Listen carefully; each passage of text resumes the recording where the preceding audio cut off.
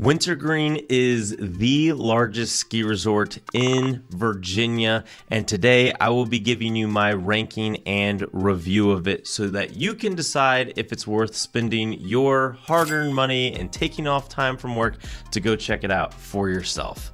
How's it going? My name is Chris, and my goal this winter season is to ride at, rank, and review as many ski resorts as possible. I will be ranking every resort I go and check out from F to S tier. F being the worst, S being superb, the best you can be. I will be doing these rankings both regionally, which Wintergreen Resorts would fit into the Mid-Atlantic region, and then I'll also be ranking them worldwide. So without further ado, let's jump into my ranking and review of Wintergreen Resort. So right off the bat, let's jump into some mountain stats. We have an elevation of 3,515 feet, a vertical drop of 1,003 feet, 27 runs, 129 skiable acres, and technically they have 7 lifts. I know in the last my Mont Ripley video, they were big mad. That was because they watched the short form video. If they would have watched my long form video, I would have explained that they're not technically, it was 4 lifts. But anyways, for this resort, 7 lifts. However, 5 of those are chairlifts, and then 2 of those are like magic carpets. They call them conveyors. One of those conveyors is for the bunny slope, like the bunny hill area, and then the other is actually for their tubing area. Now let's jump into my experience at the resort. So I first went here, I believe back in like college. I went with one of my buddies, Brian. He's like this was his local hill, so I went and checked it out with him so he could show me a lay of the land. And then I went back this season with my buddy David, and we rode it together. That was my first time back there in a few years for sure. Fun riding with David. He is expecting, so probably unfortunately won't get to ride with him anymore this season. But if you check this out, David, shout out to you, and shout out to you, Brian. I think I also went here with my buddy Jim, so shout out to you too, Jim. I'll be riding with Jim later this season. Also, if we're just giving shout outs, look at my new fancy microphone. Shout out to my siblings. They bought this for my birthday present, so thank you so much. Now I look super professional. But with all those shout outs out of the way, where's this resort located? It is located in Nellie Ford, Virginia, which there really isn't anything in Nellie Ford. However, it is close by to a couple cool things. One would be Charlottesville, Virginia, which is where UVA is located, and then it's also about an hour away from Lynchburg, which is, I believe, right by Liberty. So one of my buddies actually lives in that area, so shout out to you too, Brennan. I'm just giving all the shout outs on this episode. Another thing that's cool about Wintergreen, if you're like looking to venture off of the resort, is that it is right in like Virginia's version of wine country. Obviously California is famous for wine country, but in Virginia, this part of Virginia has a lot of really cool wineries and breweries. So when I was actually riding at Wintergreen back in college, my buddies and I, we ended up going to Bold Rock Cidery. So this is where they brew a lot of I think they used to brew all the Bold Rock, but now that they're massive, started to venture into, like, they've opened new places to manufacture their ciders. But this is where I believe the original Bold Rock Cidery is located, is right there in Charlottesville, Virginia. I think somebody have to fact check me on that, but the brewery is pretty cool. So after we rode at the resort, we went over and checked out the brewery. I would say we were by far the most underdressed people there, because we were in like our snowboarding and like skiing gear, and everybody else there was in like polos and like fancy jackets. But it's still fun to go grab some brews, some ciders after a long day of riding. But moving back to the actual resort, let's talk about what it costs to go ride at Wintergreen. So the cost for a season pass, if you buy it, this is like the earliest window. So if you buy it super early in the season, I would say this is kind of steep, but if you live nearby, it definitely would make sense to get one. Would be a season pass would be going for $429. However, they are on the Indy Pass, which is cool. So if you have the Indy Pass, you get to ride here 2 days for free, and then the third day, I believe you get half off a lift ticket. So pretty good deal if you have the Indy Pass. You can go check it out, at least if you're in the Mid-Atlantic region. And then if you are going to go ride there and just get a lift ticket. A lift ticket Monday through Thursday, if you buy it online, is $89. Then if you go to get it at the window, it'd be $109 Monday through Thursday. Then Friday through Sunday, online rates would be $109, which I mean is pretty freaking steep. But I mean, that's just kind of what the resorts go for in this area. And then if you get it at the window, you would be paying $129 to go ride at Wintergreen. They also offer night riding Thursday through Saturday. So if you go on Thursdays, it's just $29, and then Friday or Saturday, it would be $49 for night riding, which I think is pretty steep, like in comparison to like a Mass and Nothing, which I do think is pretty steep. But whatever, that's what it costs to go ride there. So hopefully, if you're gonna go check this place out, you got an Indy Pass. But anyways, moving on to the run selection. They have a little bit of everything. I definitely would say at the top of the mountain, they have a lot of greens and bunny slopes and like a small chairlift for beginners.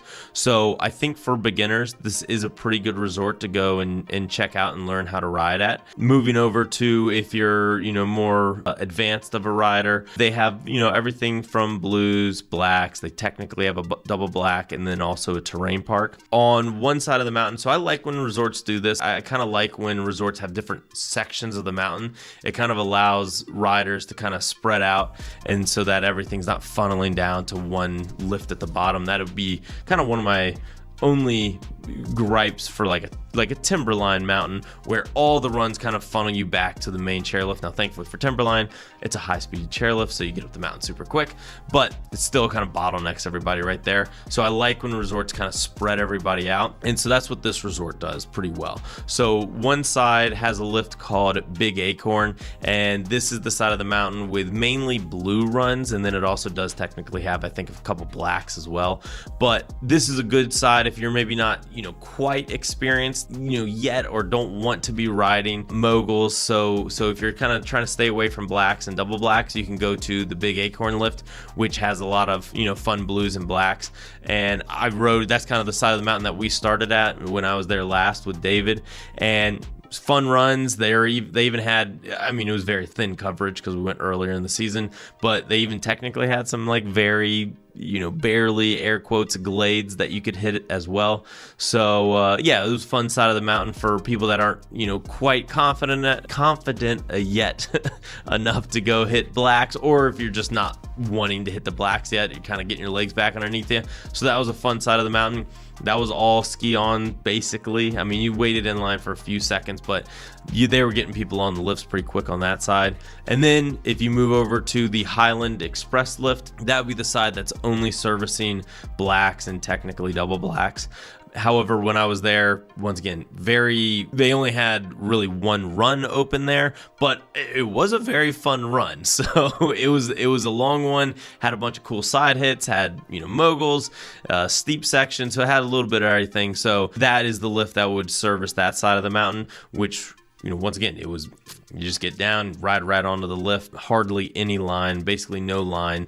Now, if you get stuck at the Blue Ridge Express, that is like the main lift right underneath like the main resort area, that is where you're gonna get stuck waiting in a massive long lift line. And that is the bummer, is if you ride the black and double black side of the mountain, the only way to get back to the main resort lodge is you have to ride that Blue Ridge Express, and you're going to be waiting in a pretty long line if you're going there on like a weekend. So just do know that there are lines here. I mean, there's lines at every resort, but like I would definitely say that main lift line for the Blue Ridge Express does get very, very, very crowded, just because like that's where all the beginners are all kind of funneling to. So you also get stuck with the lift having to stop for people to like get back up, because there's a lot of beginners, so they're falling, getting on and off the lift. So yeah, if you get stuck at that lift, just know you're gonna be waiting a while. Also, apparently they have really good tubing here. It's like one of the largest spots to go tubing in the Mid-Atlantic, so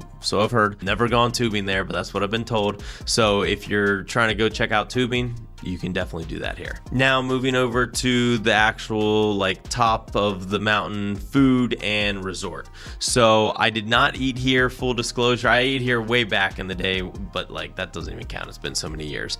But I did go and walk around. It's a very nice little resort at the top of the mountain. Like very similar vibes. The snowshoe, just if you shrink it down, way smaller. So it kind of gives you that like Midwest resort style, like ski resort style, just shrunken down way smaller, obviously. But it is nice. It seems very well maintained, well upkept, and you have, you know, multiple different food options, cafeteria, spot to go, you know, buy stickers, magnets, gear, and a little bit of everything. Also, kind of a fun fact about the resort here at Wintergreen is that Muhammad Ali used to, I wouldn't say frequent the resort for their food options, but apparently Muhammad Ali owned a house like right down the road from Wintergreen and was like seen multiple times eating at the resort and other spots over there in like the Nelly Ford area. So kind of fun fact, a boxing legend used to eat at the resort. So I couldn't find anything about him ever riding at the resort. I'd assume he did not, because he was probably trying to not injure himself. But yeah, so kind of a cool fact. Muhammad Ali apparently ate at this resort a few times. Moving over to the housing options here. They do have condos right there on the slopes. They're going for, I looked them up, they're going for around $200 a night. Obviously depends on if you're getting it on a weekday versus a weekend versus a holiday, but it seems to be going for about $200 a night for like a ski in, ski out condo, which is pretty decent. Then if you move over to actual cabins, like they have a bunch of different like ski cabins, houses that are all either like walking distance to the slopes or very short drive. And so just looking them up on Airbnb, pretty freaking cool spots at a pretty decent rate. Obviously the rates mega fluctuate, so I don't even want to give you like a going rate, but there is a lot of housing options for Wintergreen, which is a big plus. Now moving over to my cons of the resort, and I would really only say there's two. However, they are massive. The first one would be the price. The lift tickets for what you're getting are pretty steep. Now, once again, it is the largest resort in Virginia. That's not saying much because I think there's only technically 3 legitimate ski resorts in Virginia. However, it is technically the largest, but it is a bit pricey. So just, it is, I think, for what you're getting, a pretty steep price. The next and biggest con, and just unfortunately for Wintergreen, where it is located on the planet, is in the very southern part of, it is one of the most southern resorts for the Mid-Atlantic region, other than there's a couple resorts in Tennessee, or there's a resort in Tennessee, there's technically a resort in Alabama. I didn't even know that until doing research. There's a resort in Alabama, and then there's a couple in North Carolina. So other than those, this is like the most southern resort in the Mid-Atlantic region, and therefore they're almost never fully open. Like I was trying to look up like how many weeks on average the resort is fully open, meaning like every single run, they only have 27 of them, but every single run is open, and it really averages out to them only being fully open about a week to absolute max 3 weeks of the entire season. The full resort is actually open. And I've only been to this resort a handful of times, but every time I've ever been there, it's never been fully open. If it's fully open, it's pretty sick. I mean, like I would say it seems like it would be pretty sick because there's a lot of options, especially in that like side of the mountain where all the blacks and double blacks are. That seems like it would be a lot of fun when the resort's fully open. However, I've never got to experience it just because it's so hard to be able to go visit this resort when the full mountain is open, just given the climate that it's in. But those would be my two cons. Price, a bit steep for what you're getting. And then the biggest one is just it's hard for them, given the location on Earth, for them to be able to keep the resort like opened and have a lot of runs there. So now let's move over to where I would rank Wintergreen both regionally and then worldwide. So for the regional rating, Wintergreen is going to be falling into the Mid-Atlantic region, and I'm going to place Wintergreen in the B tier. It would easily be an A tier if it was able to have more runs open more frequently, and more consistently, but since it can't, it's not north enough for it to be able to do that. Therefore, I would put it in that Mid-Atlantic B tier. Then moving over to the worldwide rating, once again, I feel bad because it is a large resort and it does have a nice little like kind of resort style at the top, but just given how infrequently it's going to be able to keep the resort like, you know, well covered with snow, I would place this in the worldwide D tier. So there you go. Mid-Atlantic region, I give it a B. Worldwide, I'm giving it a D. So let me know in the comments below if you agree with my rankings of Wintergreen. And then if you like my jacket that I'm wearing, I give away a free piece of merch in every video that I drop. All that you have to do to be able to potentially get one is subscribe to the channel, leave a comment on the video, and then screenshot your comment and proof that you subscribe to my channel, and then just DM me on Instagram letting me know that you left a comment and subscribed and want some free merch. And I pick one lucky person to get free merch every ski resort review video that I drop. And with that said, peace out, y'all. And if you like this video, you'll probably like these videos as well.